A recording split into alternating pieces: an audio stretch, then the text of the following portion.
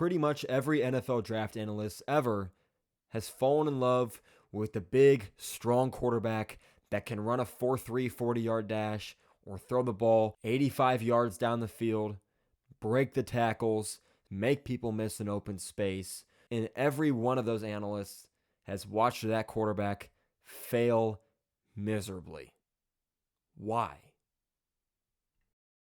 Hello, everybody. This is the Pocket Passer. I'm your host, Randy White. I hope all of you are having a fantastic day.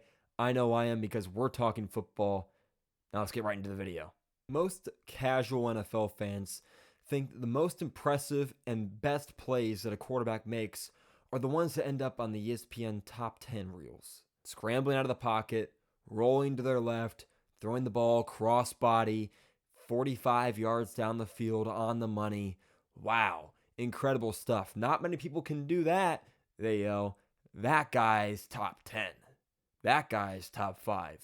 Running quarterback zone action, making somebody miss, getting down the sideline, outrunning a couple people, maybe a stiff arm or a truck or a hurdle into the end zone. Wow. Nobody else can do that. That makes him the best. That makes him top 5. The truth is, the casual NFL fan isn't the only person that falls for that. The analysts fall for it. Sometimes the NFL general managers do too. It's easy to believe that we can get them to play in our system. We can fix their flaws, but their talent is so impressive that we got to take a chance on them with the 3rd pick in the draft. We can fix them, even if they don't want to be. Did you see that throw? You're telling me you don't want that on your team? What if I told you the answer to that question was actually yes? Do you really want that on your team? Sure, it looks cool. It's impressive. Hell, maybe nobody else can do it. And is it certainly a piece to the success that an NFL quarterback has? Absolutely. But it is not the best thing a quarterback does. Not the best play a quarterback makes. That's just not the case at all. The best play a quarterback makes is typically the one we might not even notice. It's the check at the line when the quarterback knows that a blitz is coming strong side and he checks to a screen pass that way and they gash him for 60 yards. Oh, it's just a simple check down by the quarterback. He didn't do anything, besides diagnose what the defense was doing and get them in that play in the first place. The quarterback that walks up to the line of scrimmage and they're running power at the 3 technique, but they're supposed to run it to the 1, so they flip it. That one's more mundane. Quarterback that has a cover 2 beater out in the field and, well, the defense is in cover 3 and he knows it pre-snap, so let's get to a cover 3 beater. Quarterback that takes a 3-step drop and he throws that crossing route on time, right over the middle, in between 2 defenders. The quarterback that takes that 5-step drop and he looks off a linebacker underneath to open up a zone about 1.5 feet wider so he can fit the ball in there just before the safety's able to come down. They're cool, and sometimes the throw is good enough to end up on a highlight reel. But the reality is a lot of those plays get ignored. The cans at the line of scrimmage, the subtle audibles or the hand signals, the quick side adjustment into a quick arrow screen on a run play because the defense is outnumbered. Those are the best plays a quarterback make. Sometimes NFL general managers, scouts, analysts, they get a little too enamored with the, wow, you see him stiff arm that defensive end? Wow. Look at how pretty that post was. Wow.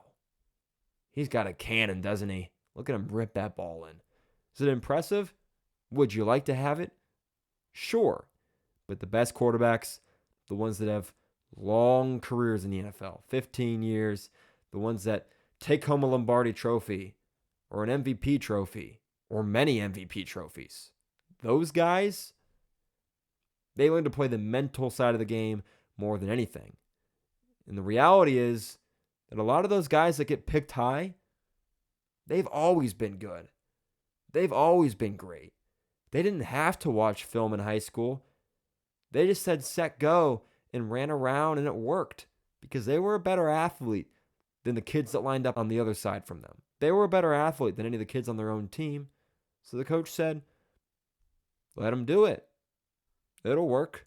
And it did in high school. Hell, maybe it even worked in college. Maybe you abandon the scheme a little bit and You let Mr. Football run around, and he beat Alabama, and that was incredible. So surely he's a first-round quarterback. That guy you picked with the first-round pick, with the first overall pick, and then made him the highest-paid rookie of all time, the guy that's now the reason why there's a limit on rookie contracts, because he was always physically gifted, and he didn't really have to watch film in high school. He didn't really have to watch film in college.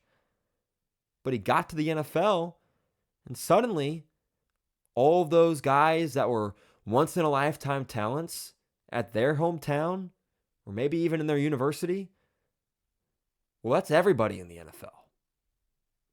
And your right tackle just got smoked by one of them. And the middle linebacker, he watched the film. And he knows you don't know what the hell you're doing. He just stepped in front of that pass, took it the other way. That corner that you might have trucked in college, he's got a family to feed. He's real pissed off that you pulled that ball on the inside zone read. He just put his shoulder pad right into your stomach.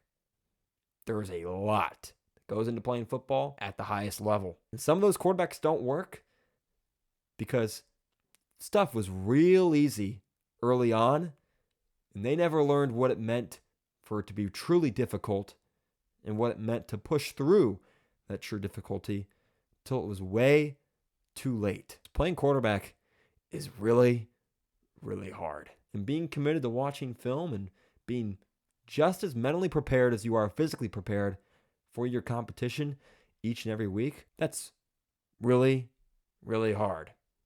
And some people, they were gifted, but they don't do hard. They do easy. They do shortcuts. And sometimes they get gifted enough that they get away with the shortcuts long enough for organizations to trick them into giving them millions of dollars. That's the reality of the NFL. And the hardest part is sometimes we don't ever find out. And when I say we, I don't just mean the fan. I don't just mean the analysts. I mean the general managers. Some people are really good fakers. Sometimes we don't find out until it's way, way too late to get our money back. That's all I got for you guys.